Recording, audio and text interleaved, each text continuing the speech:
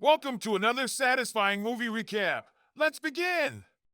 The film opens in Ireland in 1992 with a young Laura strolling through the streets with her beloved pet dog. As she makes her way along, she spots a film shoot in progress and curiosity draws her closer. To her delight, she discovers that the shoot has brought together a group of her old friends and colleagues. The scene shifts, and we see Laura in a state of urgency as she hurries along, her arms full with her belongings. The movie fast-forwards to New York City in 2016. Jodie Cantor and Megan Twohey are coming to New York Times office. They both work on the investigative report at New York Times. Megan is talking with Rachel. She is trying to convince Rachel to tell her about her sexual assault done by the person, Donald Trump, who was standing in elections for President of the United States. Rachel asked for legal support, but Megan denied it by saying that news agencies cannot provide legal support. Jodie is standing in a hall where several homeless are lying. She is taking notes for the story. Rachel calls to Megan and asked her if she was going to write about Jessica's leads in her story of sexual harassment in the workplace. Megan informed her that she will write about her. Rachel agreed to record everything that was done to her. Megan thanks her and ends the call. Megan is working in her office. Jodie is leaving for office, but her younger daughter insisted she not leave. Her elder daughter takes her sister to the room and Jodie leaves for the office. Megan is talking with her husband. She is not feeling well. Her husband asked her to take some rest. She replied that she will take it after hearing the reaction from Trump. They were talking and her phone rang. It was Trump's call. Trump on call said that he do not know about Rachel and Jessica and they were lying, and if she published these stories he would sue New York Times. Megan asked about the allegation of Miss Utah, who has claimed Trump of forcibly kissing her. Trump denied that allegation also by saying that she was lying, and she ends the call. Press reports were outside Rachel's house. News about their allegations was also on the channels. Rachel received a parcel, she opened it. It was full of garbage. She was surprised. She called Megan, who was at the doctor's. Megan listened to her and said sorry. Rachel said that she can't leave her house. Megan asked her to write everything or record everything she know. The doctor called Megan. Her husband came to her and she ends the call. Megan and her husband are lying on the bed watching the news. Her husband received a message.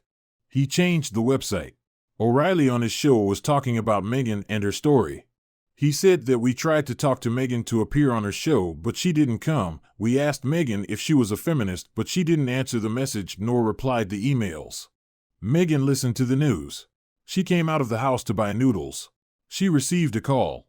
The caller said that he will rape her, murder her, and will dump her body in the Hudson River. Megan listened to the call quietly and went off. Background news: the news about the results of presidential elections can be heard. They announced Donald Trump as the winner of the elections and the new president of the United States. 5 months later, in the New York Times office. On the TV, everyone was hearing the news that Fox's announcement of Bill O'Reilly was out, saying a quote that after a thorough and careful review of the allegations, the company and Bill O'Reilly had agreed that he will not be returned to the Fox News channel. Everyone was listening to the news because that was done due to New York Times report on sexual harassment and allegations. There was also a report that the channel, Fox, and O'Reilly have together spent $13 million to settle down cases with those 5 women who charge allegations against Trump. Dean, senior reporter, appreciated Emily and Mike on their report. A meeting was going on in the office of the New York Times. Jodie is also there. Rebecca said that a new story should be covered on sexual harassment in the workplace. They should interrogate the whole system. In cafe, Rebecca and Matt are talking with Jodie told her that she had talked with Shauna Thomas. She was head of Ultraviolet, a feminist group. Shauna told her that the sexual harassment in Hollywood was immense. She told her about the tweet of actress Rose McGowan. Rose had tweeted about her being raped by a producer. Shauna said that the producer was Harvey Weinstein and Rose was now writing a book about that.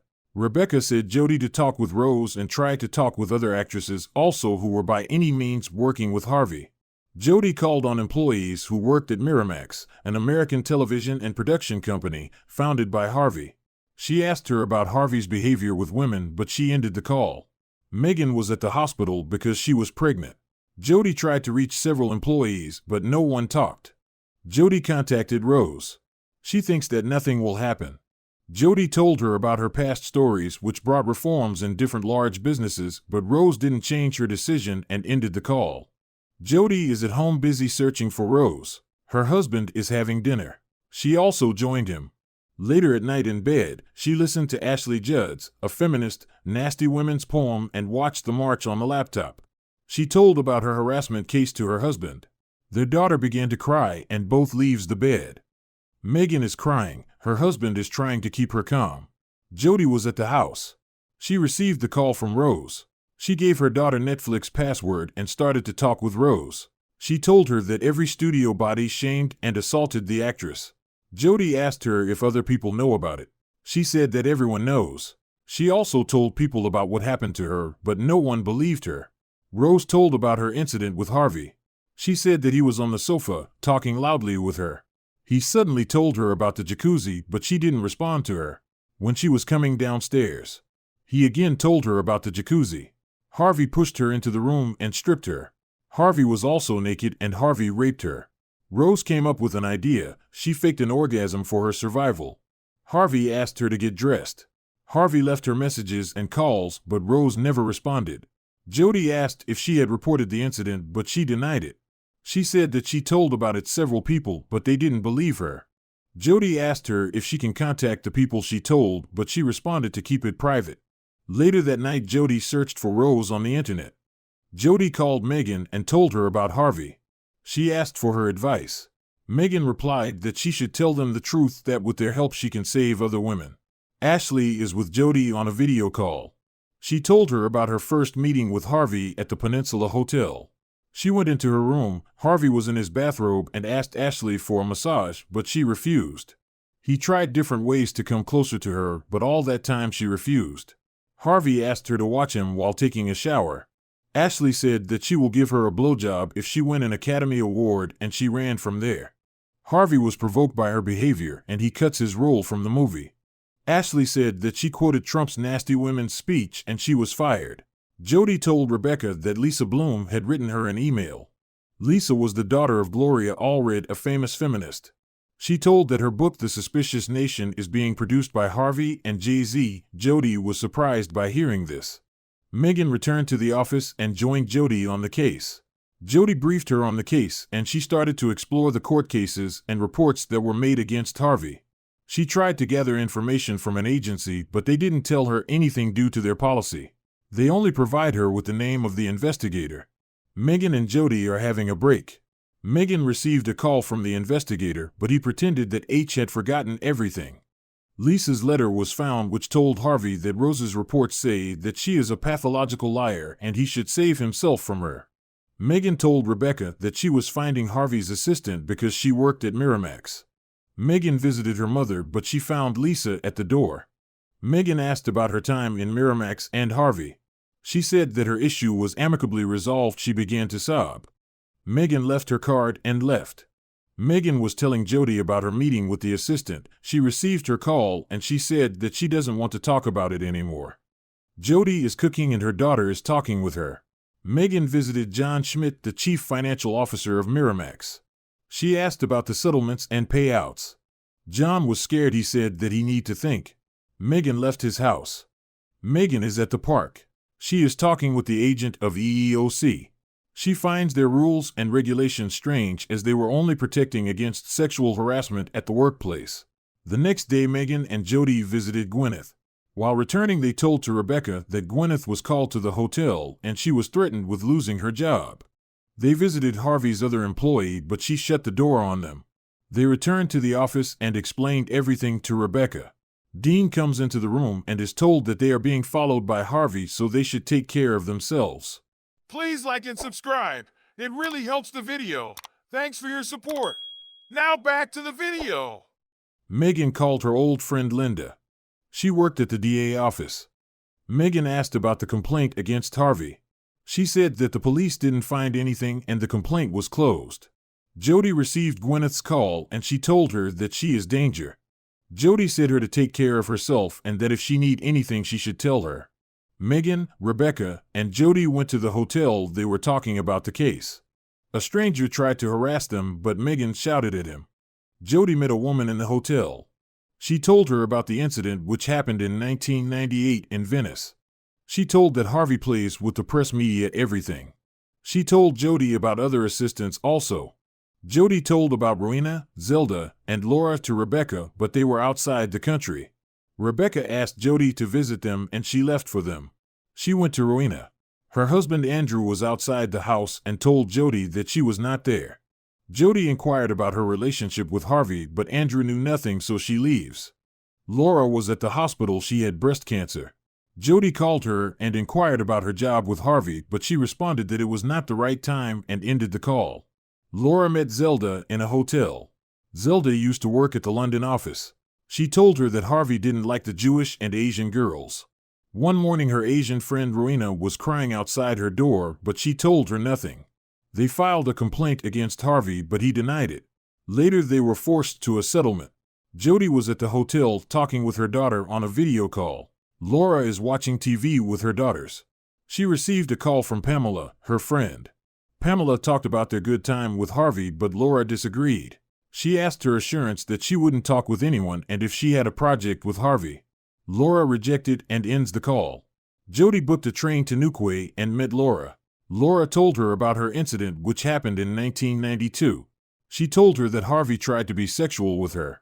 He makes her naked, but as she gets a chance she ran from the house. Dean received Harvey's call. He said to Dean that people make stories and he needs to be careful. Dean replied that he should talk with his reporters in the Record and ended the call. He came to Jody and Megan. Matt and Rebecca are also with him. They talked about the case, their story, and the evidence.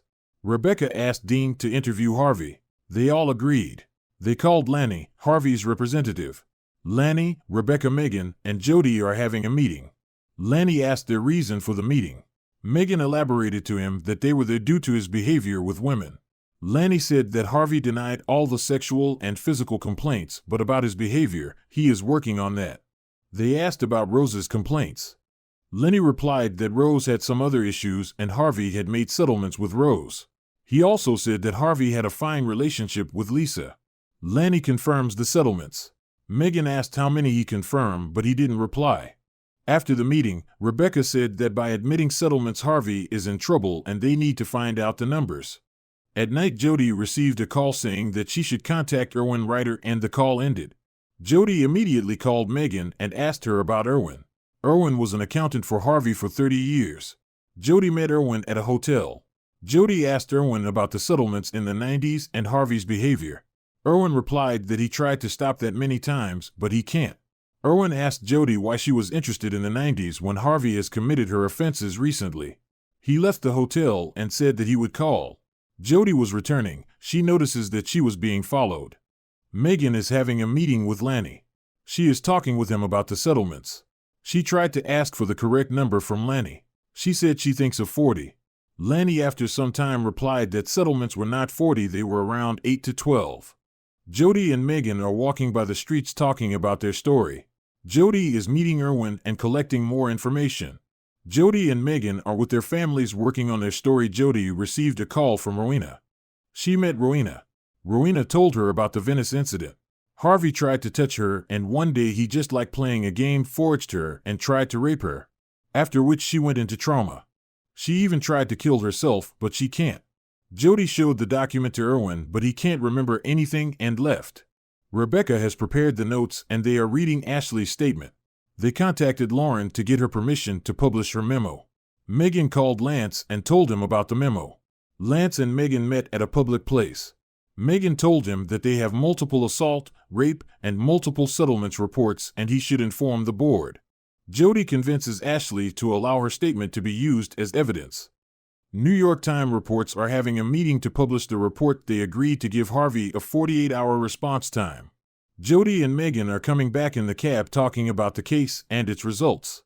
The next day they received Harvey's call. Harvey insisted to know that was using Gwyneth. Megan and Dean told him that they have multiple complaints.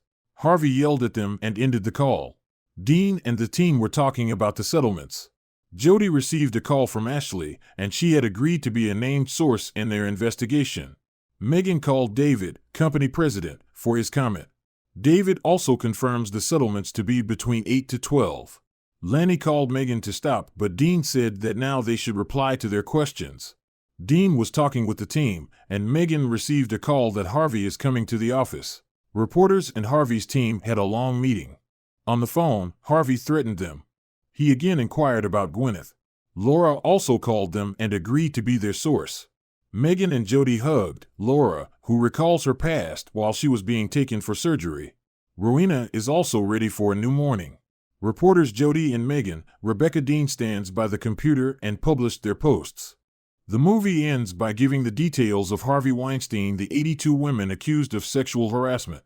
Jody Cantor and Megan Twohey's work helped ignite a worldwide moment against sexual misconduct. In February 2020, Harvey Weinstein was convicted of rape and sexual assault in New York. He is serving a 23-year sentence. He faces additional charges in Los Angeles and London. Thanks for watching. Like and subscribe. See you on the next satisfying movie recap.